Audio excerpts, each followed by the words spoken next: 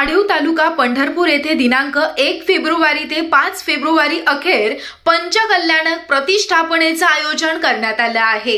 जैन धर्मशास्त्रानुसार जैन गुरूंच्या सानिध्यातच आणि मंत्रोच्चाराद्वारे स्थापना करावी अशी धर्म मान्यता असल्याने पंचकल्याण प्रतिष्ठेसाठी जैन धर्मीयांचं गुरु आचार्य शिरोमणी व अध्यात्मक योगी 107 विशुद्ध सागर महाराज 30 साधूंसह मध्य प्रदेशहून चालत येत आहेत। तसेच याच परिसरात मंगल विहार करणारे आचार्य सुयोग सागर ससंग आणि 40 महाराज देखील कार्यक्रमासाठी उपस्थित राहणार आहेत। उद्यापासून सुरू होणाऱ्या या पंचकल्याण प्रतिष्ठापनेची सारी तयारी पूर्ण झाली असून कार्यक्रमाच्या ठिकाणी भव्य शमियाना उभारण्यात आला। त्याबरोबरच मंदिराच्या समोरील प्रांगणात यज्ञ विधीसाठी देखील सर्व धार्मिक संकेताचं पालन करत तयारी करण्यात आली आणि या ठिकाणी डॉक्टर शीतल शहा यांच्या माध्यमातून आढीव तालुका पंढरपूर येथे मकराणा मार्बल मध्ये 40 बाय 80 लांबी रुंदीचं मंदिर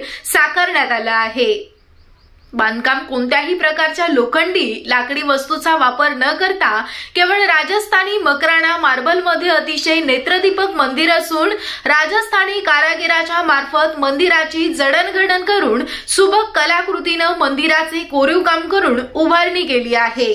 या भगवान श्री 1008 मुनी श्रुवतनाथ तीर्थकारांची स्थापना मंदिरामध्ये करण्यासाठी 1 फेब्रुवारी ते 5 फेब्रुवारी अखेर पंचकल्याणक प्रतिष्ठेचं आयोजन करण्यात आलं। या आयोजनासाठी सकल जैन समाजातील स्वयंसेवक सज्ज झाले तर जैन मुनींचे पंढरींच्या सीमेवर सांगोला रोड येथे स्वागत करून सांगोला चौक ते वीरसागर नगर अशी भव्य शोभायात्रा शनिवार दिनांक 1 फेब्रुवारी रोजी निघणार आहे। या आयोजनाबाबत माहिती देताना पहा काय म्हणाले डॉक्टर शीतल शहा। डॉक्टर शीतल शहा, आढीव येथे मी माझं एक मंदिर बांधलेलं आहे आणि त्या मंदिराचं प्रतिष्ठान म्हणजे पंचकल्याण महोत्सव 1 ते 5 फेब्रुवारीपर्यंत आहे।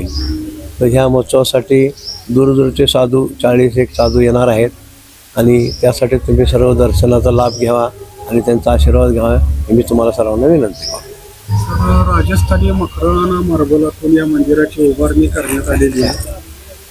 देशभरातून अनेक साधू चालत पंढरपूरकडे येत आहेत असं सांगितलं जात आहे। पंढरपूरकरांबरोबरच महाराष्ट्रातील अनेक जैन समाज बांधव या ठिकाणी येणार आहेत। देशभरातून विदेशातून देखील येणार असतात। खूप लांबून येणार कारण ह्या साधूंचा खूप प्रभाव आहे, त्यामुळे खूप दूरदूरचे लोक या ठिकाणी येणार आणि पूर्ण मंदिर मार्बलमध्ये बांधलेलं आहे आणि मुनीश्वरत भगवंतांची 41 इंची उंची या मंदिरामध्ये प्रतिष्ठित केलेली आहे। या सर्वांचा जो विधी असतो 5 दिवसाचा पंचकल्याण तो या ठिकाणी स्वामीजींच्या महाराजांच्या हस्ते होणार आहे। 1 ते 5 फेब्रुवारी कालावधीत हे आयोजन आहे। हां, 1 ते 5 फेब्रुवारी कालावधीत आयोजन आहे। मातृत्वाची काहीतरी तुम्हाला भूमिका यात पार पाडण्याची कसं असतं 5 दिवस भगवंताचे सर्व रूप त्या ठिकाणी सादर होतात। सुरुवातीला माता पिता कोण, इंद्राणी कोण, कुबेर कोण, या प्रत्येकाचं एक पद दिलेलं आहे आणि प्रत्येक दिवशी एकेका दिवसाचं महत्त्व आहे। तर त्या दिवशी पहिल्या दिवशी जन्म कल्याण आहे की त्या दिवशी महाराजांचा जन्म होतो, नंतर त्यांचं दीक्षा ज्ञान राज्याभिषेक होतो, नंतर दीक्षा होती, नंतर ज्ञान कल्याण होतं, ज्ञान झाल्यानंतर त्यांना मोक्ष प्राप्त होतो। हे 5 विधी हे संस्कार आम्ही मूर्तीवर घडवतो आणि नंतर ती मूर्ती पूजनीसाठी योग्य आहे। उद्या पंढरपुरात भव्य शोभायात्रा काढली जाणार आहे असं समजते काय? हा, महाराजांचं आगमन नांदणीपासून ते चालत आलेले आहेत आणि त्याचं स्वागत आम्ही सांगोला चौकात करणार आहोत। सर्व जैन समाज त्या ठिकाणी असणार आहे आणि त्याचं पूर्ण स्वागत करत आम्ही त्यांना वीरसागर नगरमध्ये त्यांचा पाहुणचार आहे त्या ठिकाणी ते दर्शन घेऊन पुढच्या ठिकाणी नंतर पडे मंदिर, नंतर जुनं मंदिर जे महाद्वारातलं आहे त्या ठिकाणी दर्शन घेऊन परत ते आढीवकडं येणार आहे। तर देशभरातून राज्यभरातून जैन समाज बांधव या ठिकाणी येत आहेत। जैन मुनीश्वर चालत येत आहेत, काही जैन साधक येत आहेत। प्रशासनाकडून इतर ज्या तुम्हाला सोयीसुविधा आवश्यक आहेत त्याबाबत पूर्ण सहकार्य झालंय? काय कुठलाही कोणाचाही काही त्रास झालेला नाही। सगळ्यांनी ताबडतोब शब्द टाकला की सगळं आम्हाला सहकार्य केलेलं आहे। पोलीस डिपार्टमेंटने केलं आहे बाकीच्या सगळ्या लोकांनी कुठलीही अडचण आलेली नाही. धन्यवाद.